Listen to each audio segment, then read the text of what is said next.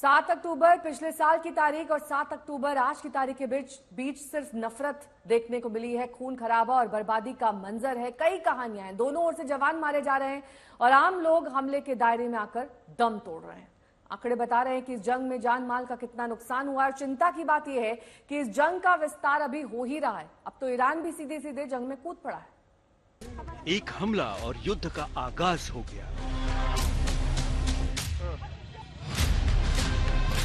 7 अक्टूबर की यही वो तारीख थी जब हमास ने इजराइल पर हमले की हिमाकत की थी। खेलते कूदे जश्न मनाते बेकसूर इजरायलियों पर बंदूकों के मुंह खोल दिए गए थे। इजराइल ने इस हमले को अपनी यादों में गांठ बांधकर रख लिया है और अब जवाबी परतें खुल रही हैं।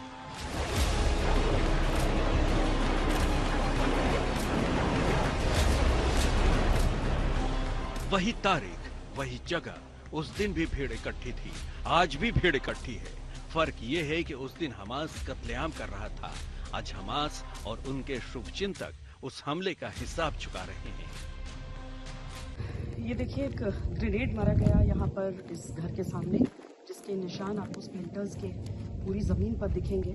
और उसके बाद आप पूरा ये हिस्सा देखिए जहाँ पर गोलियों से इसे भून दिया गया। मुमकिन है कि इस घर में रहने वाले लोगों ने कोई सुरक्षित जगह ढूंढकर वो भीतर गए, जिस वजह से हमास के आतंकियों ने यहाँ पर घुस पाने के लिए, देखिए पूरी दीवारें अगर आप देखें तो वहां पर आपको गोलियों ही गोलियों के निशान नजर आएंगे। एक स्कूल, एक मेडिकल सेंटर और गवर्नमेंट ऑफिसेज, इसके बीच जवालिया में आतंकियों ने अपना ठिकाना बनाकर रखा था। आईडीएफ ने एक रणनीति के तहत उस आतंकी ढांचे को निरस्त करने के लिए जो ऑपरेशन किया, उसमें एक तरफ ग्राउंड ट्रूप्स ने अपना ऑपरेशन किया, दूसरा इजरायली एयरफोर्स जो है उसने एयर स्ट्राइक्स किए हैं उस हिस्से में।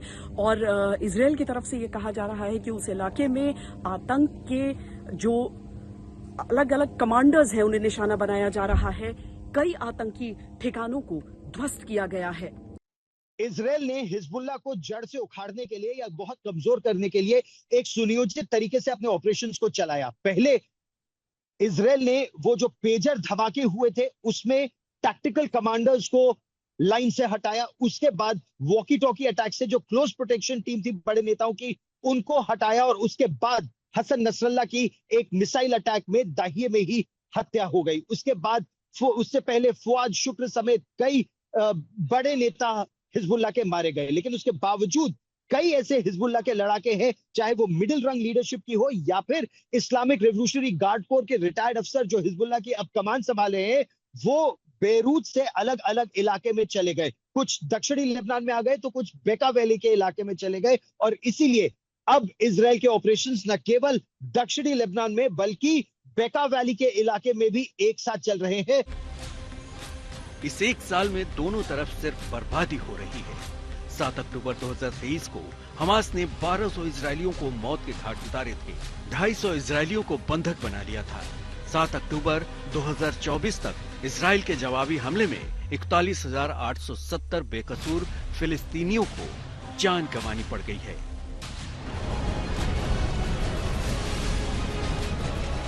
जंग की आग हमास ने लगाई थी, जो भड़ककर पूरे मध्य पूर्व को आगोश में ले चुकी है। ईरान की इस्लामिक सरकार, गाजा में आतंकी संगठन हमास, लेबनान में आतंकी हिजबुल्लाह, यमन में टेरर ग्रुप हैती, सीरिया में ईरानी समर्थित आतंकी।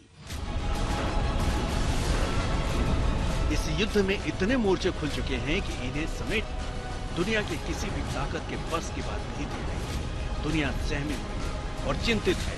कोई नहीं जानता कि तबाही का अंजाम क्या होगा। बेरूत में आशुतोष मिश्रा और अशरफ वानी के साथ गौरव सावंत, हाइफा आज तक। गौरव सावंत हमारे सहयोगी इस वक्त ग्राउंड पर मौजूद है, सीधे उनका रुख कर लेते हैं। गौरव, हाइफा में जिस तरह तीसरा बड़ा शहर इजराइल का जहां पर हिजबुल्लाह की तरफ से ये अटैक हुआ है, यानी अटैक दोनों ही तरफ से चल रहा है। इजराइल भी लगातार हमले कर रहा है, हिजबुल्लाह भी लगातार हमला कर रहा है, ईरान ने भी अभी हाल फिलहाल हमले किए। ये हमले क्या दिखाते हुए नजर आ रहे हैं?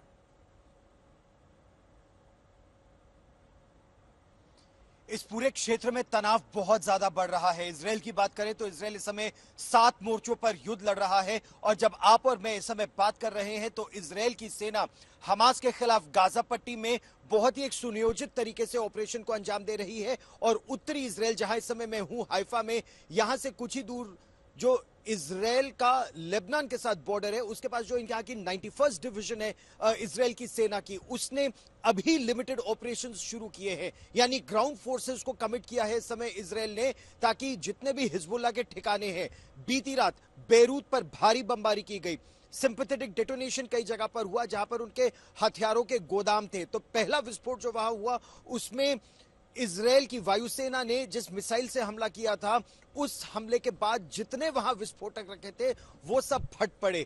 इसी के समय जबरदस्त काउंटर बम्बार्डमेंट किया या अटैक किया उस समय हिजबुल्लाह ने। पहली बार है हाइफा में जब रॉकेट्स यहां पर कई इलाकों में गिरे हैं, 10 लोग यहां घायल हो गए हैं। आधी रात हम लोगों ने बॉम्ब शेल्टर में बिताई, क्योंकि एयर रेड सायरन बजता था, लोग जल्दी से बॉम्ब शेल्टर में जाते थे, वहां से निकलने के लिए कम से कम आधे घंटे की अनुमति नहीं होती थी।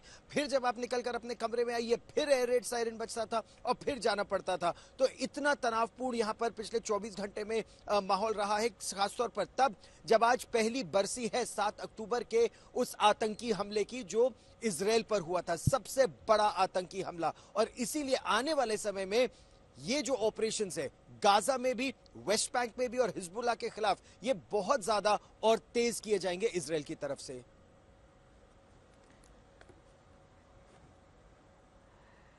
इस बीच गौरव, आपसे ये भी जानना चाहेंगे, हाइफा में जहां पर आपकी मौजूदगी है, वहां कल शाम काफी ज्यादा हमले देखने को मिले और आप बता रहे हैं कि बॉम्ब प्रूफ बंकर्स में आपको जाना पड़ा। इस तरह के हमलों की आशंका आज यानी कि 7 अक्टूबर के 1 साल की बरसी के बाद और ज्यादा बढ़ जाती है?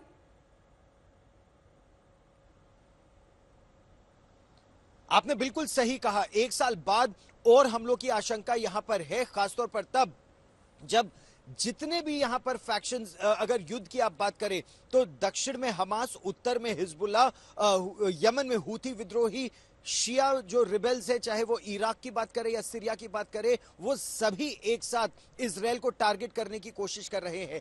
एक और बड़ा खतरा जो आंतरिक सुरक्षा के लिए है, बीती रात यहां पर एक बड़ा आतंकी हमला हुआ जिसमें एक अरब इजरायली वो अपने हथियार के साथ आया। उसने एक 19 वर्ष की युवती जो यहाँ की बॉर्डर सिक्योरिटी फोर्स की महिला थी, उसका हथियार छीना, उसका गला काटा और फिर उसी के हथियार से बेगुनाह लोगों पर अंधाधुंध गोली चला दी बीरशेवा इलाके में। तो तनाव बेरूत से हमारे सहयोगी अशरफ फानी भी है। गौरव, एक बार फिर से आपका रुख करेंगे, अशरफ का भी रुख कर लेते हैं। अशरफ, जिस तरह के हालात वहां पर बने हुए हैं, क्या देख पा रहे हैं आप, क्योंकि ग्राउंड ऑपरेशन भी शुरू हो रहे हैं। इजराइल ने क्या कोई खास रणनीति बनाई है? 1 साल ये हमले पूरे होने के बाद किस तरह वो अपने ऑपरेशन को और धार देगा? कि मैं आपको अभी ताजा तस्वीरें यहाँ दिखाऊं, जहां पर अभी कुछ देर पहले जो है इजराइल की वायुसेना की तरफ से एक घर को जो है उस पर मिसाइल अटैक हुआ है। ये बीरूत से करीब 40 किलोमीटर दूर पहाड़ी इलाका है लेबनान का, जहां पर ये है। मैं आपको दिखा सकता हूँ कि क्या डैमेज जो है इसमें हुआ है। आप देख लीजिए, ये जो है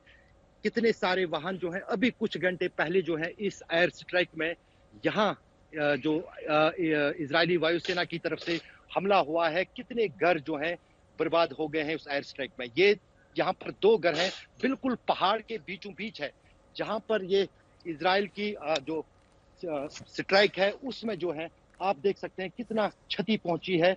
और अब क्योंकि यहाँ पर लोगों का कहना है कि वो यहाँ पर मौजूद नहीं थे, सिर्फ गाड़ियां यहाँ खड़ी थी, उसके बाद किस तरह से तबाही मची है। अब इस मलबे को यहाँ पर किसी हद तक हटाया जा रहा है और ये जो लोग हैं जिनकी गाड़ियां यहाँ पर खड़ी थी, वो इन गाड़ियों को यहाँ से निकालने की कोशिश कर रहे हैं, लेकिन उनमें से कोई चलने के काबिल नहीं है। और इतना ही नहीं, आप ऊपर यहाँ देख लीजिए, आपके पास तमाम अपडेट्स के लिए।